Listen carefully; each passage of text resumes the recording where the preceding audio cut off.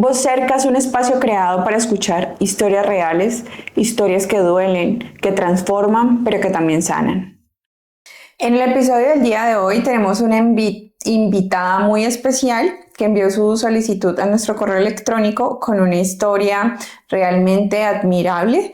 Es una mamá soltera con un chico con autismo, y la idea del día de hoy es poder visualizar sus experiencias y su sentido de vida y pues todo lo que acarrea estar a cargo de una persona con una necesidad especial. ¿Cómo estás? Muy bien, doctora. Bueno, vamos a empezar hablando un poquito de ti. Cuéntame tu nombre completo, a qué te dedicas. Bueno, mi nombre es Ángela Alexandra Aguilar. Trabajo en una inmobiliaria, soy asesora comercial. Vivo en El Cerrito. ¿Qué te motivó a enviar tu solicitud a este espacio? Porque conozco muchas personas y lo que uno a diario ve en las redes sociales, en noticieros, personas con un poco con mi misma situación y que no reciben como la ayuda, no tienen con quién hablar y eso me parece muy importante. Bueno, hablemos un poquito del diagnóstico. ¿Tienes un niño? Sí, tengo un niño. ¿Cuántos años tiene? Tiene 10 años. ¿Cómo se llama? Dylan. Dylan tiene 10 años, ¿vive contigo y con alguien más? Mis papás.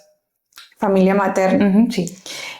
¿Cómo te diste cuenta del diagnóstico? Cuéntame cómo fue esa experiencia. Bueno, cuando él tenía meses, nosotros notábamos un poquito que cuando había un ruido fuerte, él se disgustaba mucho, y a medida que fue creciendo, él se tapaba los oídos, nunca hacía contacto visual con nosotros.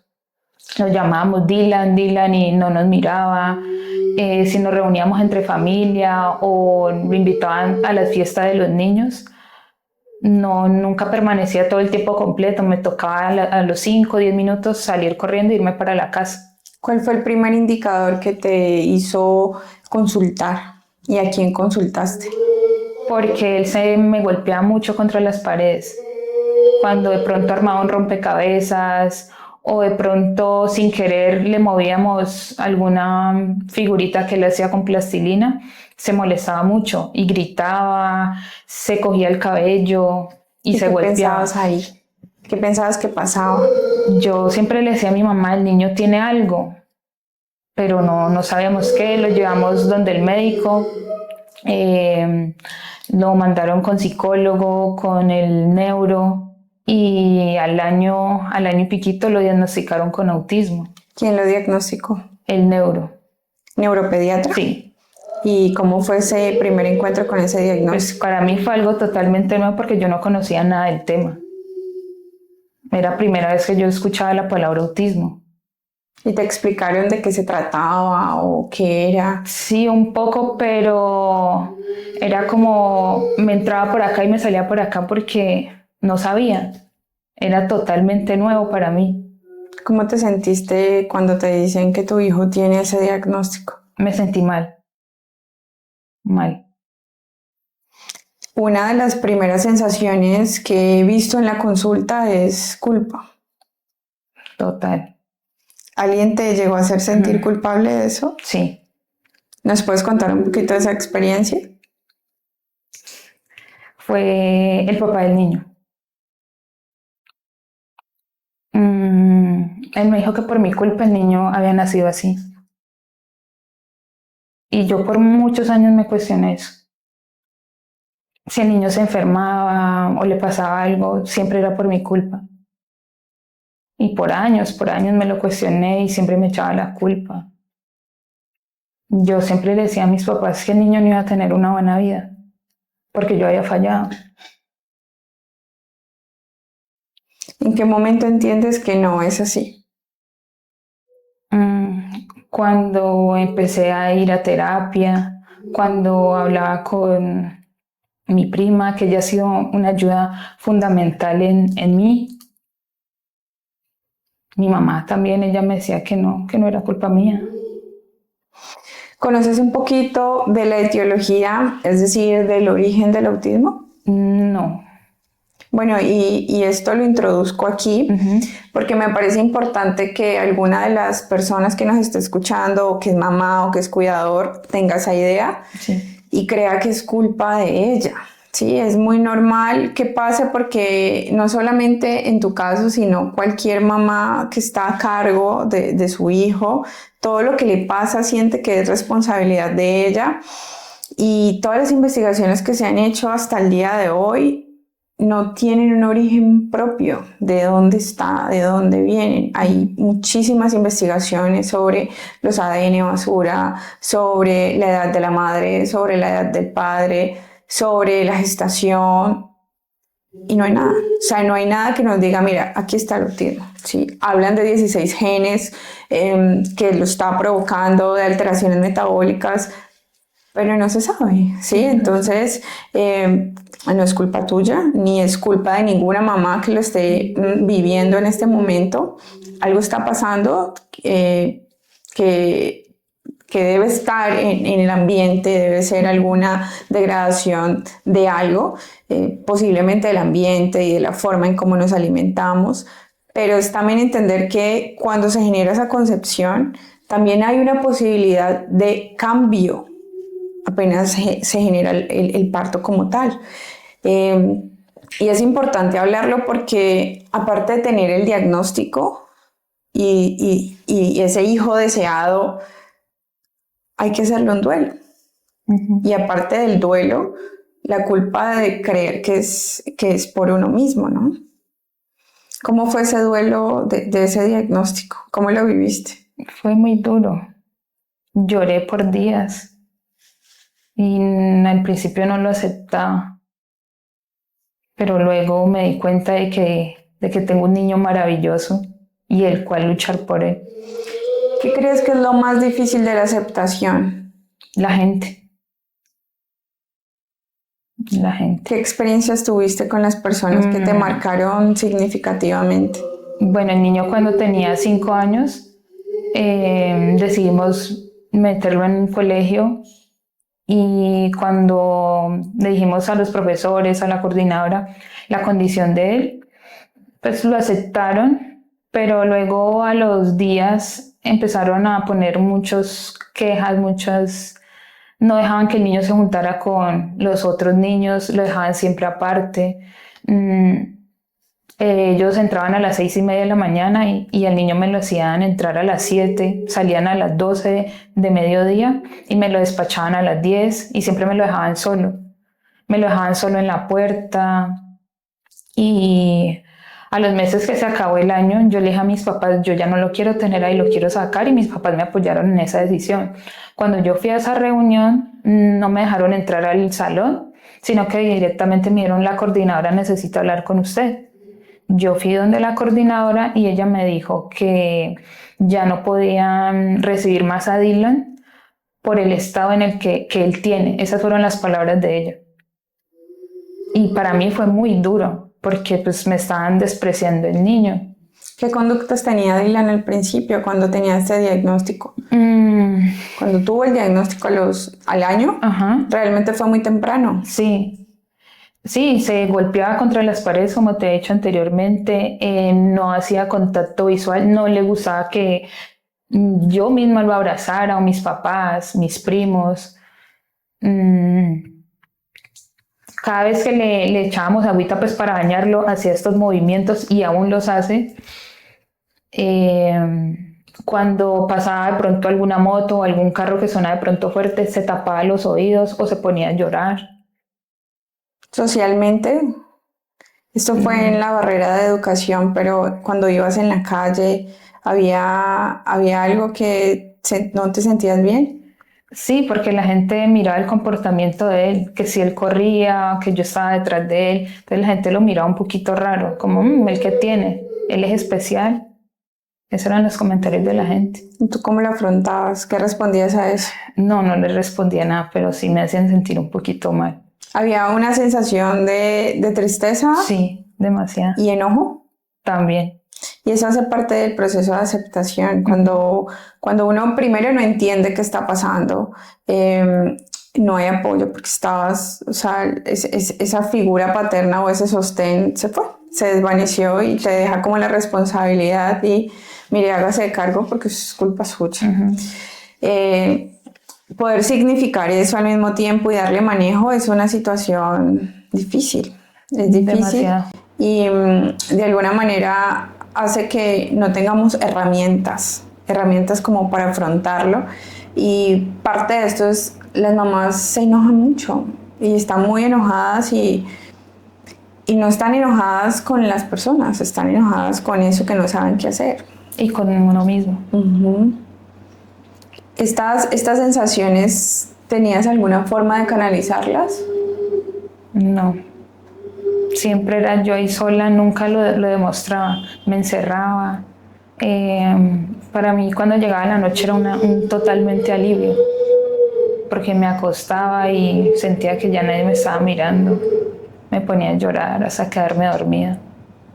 ¿Cuánto tiempo duró esto? Años. Los primeros años de... Me contaste algo en la historia de tu salud mental. ¿Cómo estás con eso? Ahorita puedo decir que estoy bien. ¿Y antes? Estaba mal. ¿Nos puedes hablar un poco de eso? Sí, claro. Tuve pensamientos suicidas mucho tiempo. Todos los días pensaba, hoy es el día. ¿Y había una forma en hacerlo? Sí, siempre pensaba, si salgo a la calle, a la carretera y me le tiro a un carro, o voy y me subo a un puente y me tiro. ¿Pero esto qué lo ocasionó? ¿Sabes el origen? El cansancio, la culpa, de que si a Dylan le pasaba algo siempre pensaba que era mi culpa. ¿Y qué pasó? Porque de alguna manera lograste cambiar esta sensación. Porque encontré personas con las que podía hablar, que me dieron ayuda, me dijeron no estás sola, y yo siempre me sentía así, sola y súper pequeñita. No me salían trabajos, los trabajos me duraban muy poco. También tuve una amiga que quise mucho y después de que yo le conté lo que me estaba pasando, ella me dijo, no, pero yo no puedo ser amiga de una persona que intente quitarse la vida y que se la pase triste. Entonces también eso fue el miedo mío de hablar de mis emociones, de mis sentimientos y que las personas a mi alrededor me negaran la ayuda o se alejaran de mí. Que de alguna manera también está ese juicio de mala mamá, ¿no? Exacto. Sí, o sea, la mamá a veces no tiene esa oportunidad de sentir muchas cosas por estar al cuidado. ¿Cuál crees que ha sido el reto más grande con Dylan? El reto más grande. Muchos. Desde la infancia, cuando estaba más chiquito, algo que hiciera que tú dijeras cómo hago o cómo lo calmo. Cuando de pronto se enfermaba y que él no hablaba muy bien, entonces me desesperaba un poco el saber qué le dolía, qué tenía, qué sensación tenía él, y tocaba adivinar. ¿Los espacios sociales para ti? No me gustan, porque me siento, pues antes, muy abrumada de la gente sentía que me miraban, me juzgaban. ¿Y la participación social de él a hoy cómo es? No, muy buena. Le gusta ir al parque, si hay niños, le gusta jugar con los niños. ¿Consideras que algo de ti se perdió?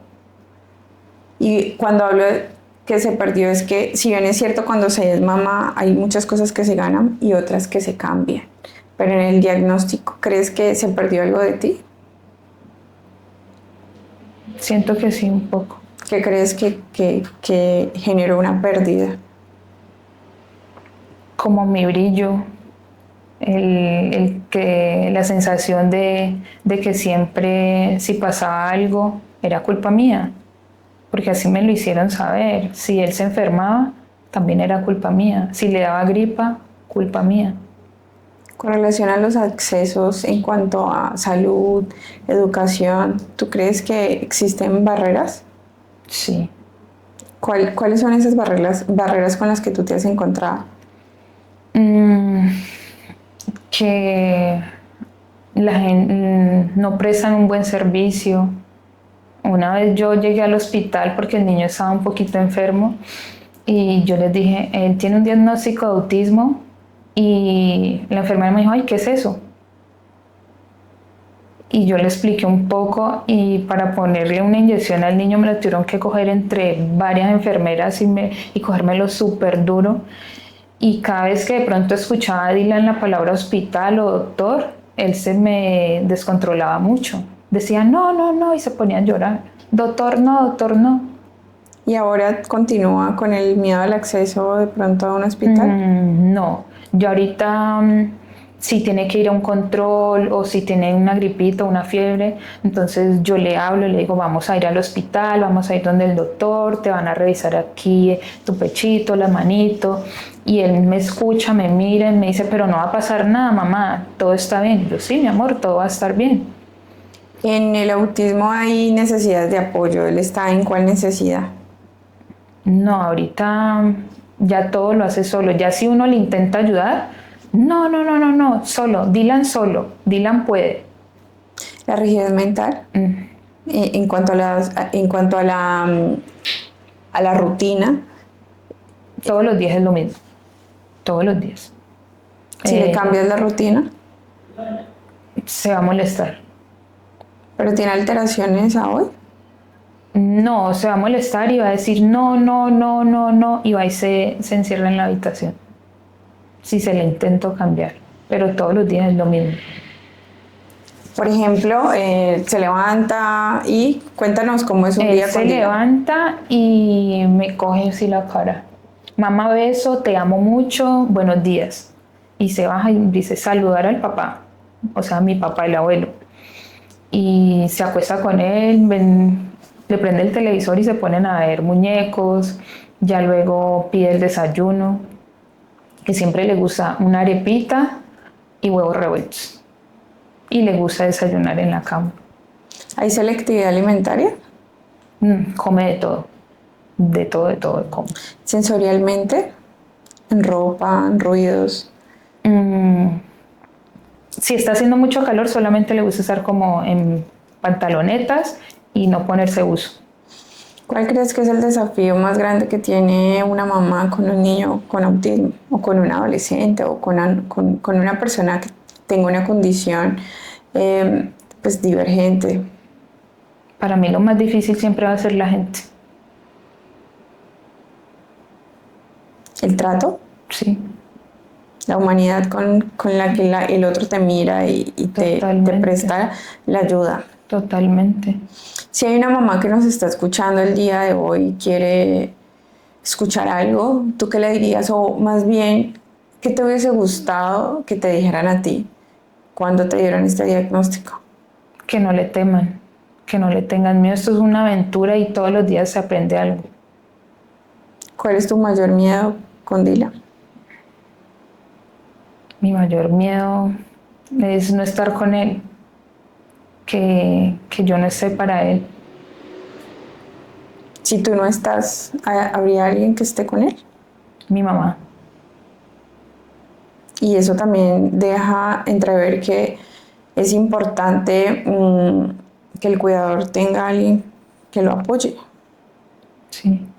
Mira que en las estadísticas se representa que la mayor cantidad de divorcios o de separaciones o de ausencias paternas se dan en niños o personas con autismo. ¿Tú qué piensas de eso? De ese rol del padre que se ausenta. Pues que le tiene miedo a algo tan maravilloso, que se está perdiendo de algo muy bonito. Pero también muy fuerte, ¿no? Por Sí. todas las cosas que has tenido que pasar y todos los desafíos que de alguna manera tener una persona al cuidado, y también lo hablo desde mi experiencia, es pensarse siempre, y si yo no estoy, y si yo no puedo, y si yo me canso. Es como si el cuidador no tuviese esa oportunidad de hacerlo. Volviendo un poquito a tu salud mental, cuéntanos esas ideas que tú tenías, cómo se fueron formando, o si fue desde un principio, o crees que se fueron alimentando. Porque me sentía muy cansada, cansada de todo, de la gente, de pensar no poder más. Entonces ahí empezaron esas ideas. ¿Fuiste a psiquiatría? No, estuve con psicóloga. ¿Y cómo fue esa experiencia? Muy buena, pues me ayudó, aunque muchas veces no decía nada. Iba a terapia y me quedaba callada. Y mira que justo eso era un tema de conversación que tenía hoy, que los silencios también son importantes. El acompañar al otro y decir, bueno, estoy aquí y este es tu espacio y puedes hacer lo que tú quieras con este espacio, hace que sea distinto el acompañamiento como tal. ¿Pero qué piensas de la psiquiatría? Porque nunca accediste, si había No, una idea ahí fija de suicidio importante. no sé, nunca lo intenté. Nunca se me pasó como por la mente ir a psiquiatría. Aunque sí debí de hacerlo. Si devolvieras el tiempo, ¿lo hubieses hecho? Sí, claro. Y hay muchos tabús sobre eso, ¿no? Sobre, bueno, si hay tabús de ir a psicología, ahora ir a psiquiatra, pues Sí.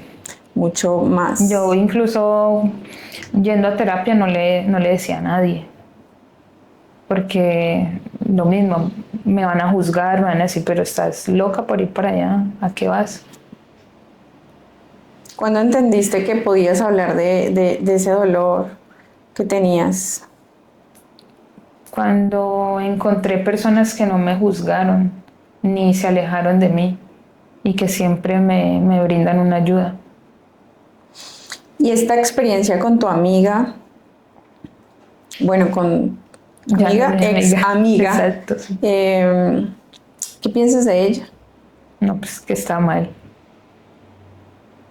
Porque si yo tengo a alguien cercano y me dice algo por lo que está pasando similar, pues le doy mi apoyo total. No lo dejaría sola. ¿Qué crees que necesita una persona que está pasando por una situación de depresión y ansiedad? Que no está sola, que busque ayuda, que hay que hablar, no hay que quedarse callada. ¿Qué crees que necesita una persona que está pasando por un episodio de depresión o ansiedad? Apoyo, apoyo ¿Cómo, total, cómo, cómo visualiza una persona el mundo cuando está en este estado? mucha soledad. ¿Pero crees que es una soledad real?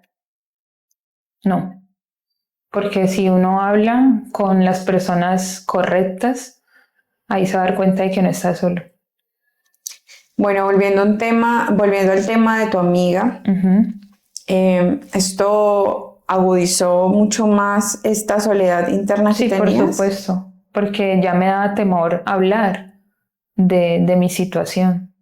Hay algo que me parece importante mencionarlo, y es que cuando se dan este tipo de diagnósticos, uno comienza a darse cuenta cuáles son esas amistades genuinas y cuáles no. Sí, Porque estás con un niño o una niña que se mueve, que es inquieto, que no reconoce habilidades sociales, y hay gente que está, y hay gente que ha estado muy cercana que se va. por ejemplo, yo a diario me ponía una máscara de estoy bien, de sonreírle a todos, pero por dentro me sentía muy mal. Quería salir corriendo y estar sola. Hay espacios que no volviste a visitar.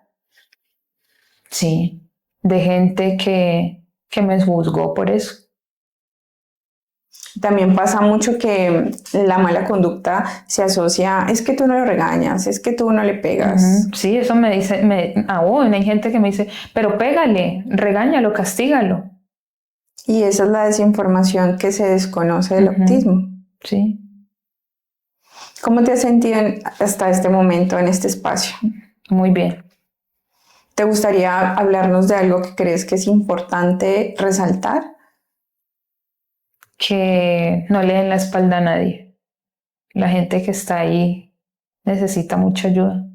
Vemos muchos casos a diario en las noticias o en redes sociales de mamás que toman decisiones de acabar con su vida y la de sus hijos, y creo que poca gente entiende el por qué. Cuando uno está dentro, entiende que es desesperación. Es que uno por dentro siente que uno se está ahogando, pero es por eso mismo, porque uno no cuenta como con personas que lo ayuden, sino que lo juzgan. ¿Cómo crees que si alguien tiene una amiga o un familiar que está pasando por un proceso diagnóstico, uno cómo puede acercarse? Porque también es difícil, ¿no? A veces ese proceso de negación hace que haya un velo que inviste todas esas emociones y no se deja ver. Yo cuando diagnosticaron a Dylan tuve un apoyo fundamental con toda mi familia. De hecho, siempre los domingos nos reunimos todos en mi casa y Dylan es como el centro de atención de todos. ¿Y tus espacios? Son pocos porque siempre quiero estar con Dylan. Si quiero salir, siempre me llevo a Dylan. ¿Hay espacios para ti? No, muy poquitos. Y eso también es importante. Y es importante porque si el cuidador está bien, él va a estar bien. Sí, pero yo me acuerdo que una vez salí y esta persona se dio cuenta y me dijeron, ¿sí ves? Una mamá no hace eso, una mamá no puede salir, tiene que quedarse en la casa con el niño. ¿Y hoy qué piensas de eso? Es que si uno es mamá, uno no puede dejar de ser mujer. Hay que salir, tener espacio para las amigas, los amigos. Y si se es mamá de un niño con una condición divergente, la mamá necesita apoyos. Sí. Y creo que más allá de ir a decirle algo que a lo mejor uno no quiere escuchar, como cuando te dicen, pues no estés triste, o sea, la vida es linda, o todo ese tipo de frases suenan cliché y suenan como a... Como, ay. Es más allá el tiempo que uno le brinda, como, ven, déjamelo, yo te lo cuido. Ve al gimnasio que yo puedo estar con él. ¿Alguien te llegó a decir eso? Nunca, nadie. ¿Cómo has afrontado el ser mamá soltera? Difícil, duro. Pero ahorita me siento que soy capaz de muchas cosas, de poderle brindar a mi hijo demasiadas cosas, de que si él quiere algo, se lo puedo dar. ¿Cómo haces para trabajar? Tengo un horario muy bien. Trabajo de 9 de la mañana a 4 de la tarde. Y cuando llego a la casa, él me está esperando, mamá, te extrañé mucho. Y para mí la mejor medicina es esa, que yo llegara a mi casa del trabajo y mi hijo recibirme con un abrazo. Él dice un abrazo fuerte, mamá, fuerte, y llenarme de besos, de que él me diga te amo. Para mí eso es la mejor medicina. Confortable para Sí, ti. demasiado. Tus papás han jugado un papel importante. Sí. Yo creo que sin el apoyo de ellos, pues, sería muy difícil para mí. ¿Y has encontrado alguna mamá que esté pasando por tu situación pero no tenga nadie? No. Ya te podrás imaginar todas esas sensaciones que tiene de tener que poder todo solita. Y está bien reconocer que no podemos todo solas. Sí. Que necesitamos espacios y que no son malas por querer tiempo. No. Querer tiempo a solas. Inclusive a veces dormir. Yo ahorita lo digo, es necesario ese tiempo. Y a veces las personas interpretan como que estás cansado de tu hijo. Y no es así, No, no estoy es cansada de todo ese peso que lleva adentro. Sí. ¿En algún momento te sentiste culpable de algún pensamiento que tuviste con relación al diagnóstico? Sí. ¿Quisieras hablarnos un poco de eso? Por lo anterior que te había dicho, porque me habían dicho que era culpa mía y, y yo siempre decía es que no me tomé las vitaminas adecuadas, no comía bien y por eso Dylan es así, Y hoy entiendes que no es que así. no es así. Y esto es importante repetírselo a las mamás, Sí, sí, todo el tiempo. Y así fuese otro diagnóstico donde sea genético, tenga otros orígenes, no es culpa. O sea, uno no se levanta un día y dice, bueno, quiero que mi hijo sea de esta manera. Y este espacio también es importante para que la gente visualice y cuide mucho sus palabras. El daño que podemos llegar a hacer es muy grande. con las palabras hace que una persona, inclusive te pasó, caiga en la depresión y en la ansiedad por no saber gestionar sus emociones y creer que están mal. ¿Tú qué le dirías a esa gente que hace esos comentarios? No, que piensen muchísimo antes de hablar, que no está bien decir lo que dicen, porque hacen mucho daño. Y mira que pienso que hay muchas personas que lo hablan desde el desconocimiento y no se toman el momento de darse cuenta que está viviendo esta otra persona, y eso también es importante, entender que toda la opinión que damos del otro la estamos dando de nosotros mismos y de nuestro mundo interior, y cuando hay una mamá que lo único que necesita son, más allá que palabras, son estrategias. Mételo a estudiar acá, allá hacen buenas terapias, este médico te va a atender bien, este no. Eso es lo que se necesita. ¿Tú qué crees que hubieses querido que te dieran a ti como mamá?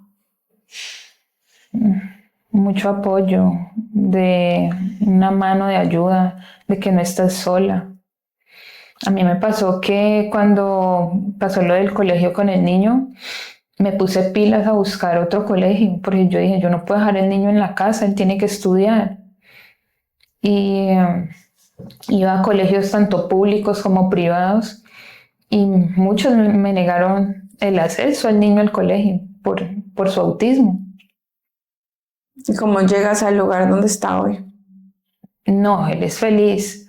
El mamá colegio y dice la profesora linda y Anthony se portó mal, no hizo caso, todo me lo cuenta. O sea, él desde que llega al colegio, él me cuenta todo su día. ¿Sabes también qué creo que pasa con el proceso de aceptación? Que hace que uno genere los espacios. Llegar a un colegio a decir, mi hijo tiene esto, pero yo te puedo proporcionar información sobre él y cómo lo hacemos, hace de que la gente aprenda. Y hay mucha gente que también está dispuesta a aprender y que no saben nada. Pero dicen, bueno, yo lo apoyo, dime qué tengo que hacer. Pero eso es importante en la aceptación. Sí. ¿Qué crees que pasa cuando una mamá está negada totalmente a un diagnóstico? No, difícil. Por ejemplo, cuando tú negaste ese diagnóstico, ¿crees que pasaron algunas cosas que tú no entendías? Sí, claro. Pero yo no entendía, o sea, yo no entendía nada. Yo, pero ¿esto qué es? ¿Hay cura? Si le dan un medicamento al niño, ¿esto se le va a quitar en unos días? ¿Y alguien llegó a darte esas ideas? Una vez llevé al niño a un control y me dice la doctora, no, pero es que si usted deja de darle carne al niño, el niño ese autismo se le quita. Y yo, esta señora no está bien, porque ¿cómo que le va a quitar la carne? Ya se le va a quitar el autismo a Dylan, ¿no? Y otras ideas, ¿no? Está lo religioso, muchas ideas acerca de... Y me decían, vaya que le echen agua bendita al niño para que se le componga. Pero pues no, yo. En el proceso de aceptación, ¿qué fue lo más significativo para ti?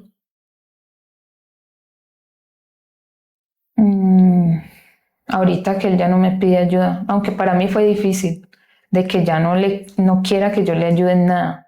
Ya él me dice, yo puedo, Dylan puede. Dylan solito, mamá.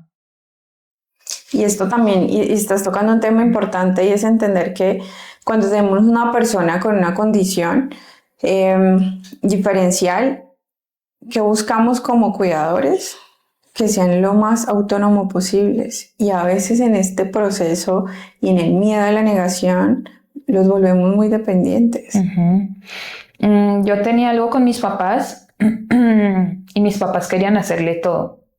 Desde cepillarle los dientes hasta vestirlos, darle de comer, pero yo les decía que no. Yo también quería hacer eso, pero yo no podía, porque el día que yo no esté o el día que ellos no estén, él tiene que ser un niño que todo lo haga solito. Y es la búsqueda de la autonomía y el Sí. no voy a estar y cuando no esté, sepa cuidarse. Sí, yo por ejemplo me voy en la mañana al trabajo y él solito va y se cepilla sus dientes, se cambia, se quita su pijama, la lleva la ropa sucia, ya todo lo hace solo. ¿Y ahora qué necesitas para ti? Para mí, no, yo creo que ya ahorita lo tengo todo. Tengo un buen trabajo, mi niño es feliz y para mí eso ya es tenerlo todo. ¿Sigues yendo a terapia? Sí. Bueno, yo te agradezco mucho por este espacio y por darnos a entender a muchas personas que tenemos personas con alguna condición que sí se puede ser mamá, sí se puede ser mujer, sí se puede trabajar y sí se puede salir adelante después de un diagnóstico de depresión y ansiedad con una idea que te estaba atormentando, porque finalmente esta idea, más allá de que quisieras morir, era que te querías terminar con esta angustia que no sabías cómo ponerla y afortunadamente lograste ponerla en un lugar donde lo significaste y poder darle a conocer esto a las personas que nos están escuchando es muy valioso porque pueden entender que hay formas de hacerlo. Y que no están solas, que hay que hablar, que no le tengan miedo a hablar, a pedir ayuda. Muchas gracias por estar aquí. Gracias a ti, doctora.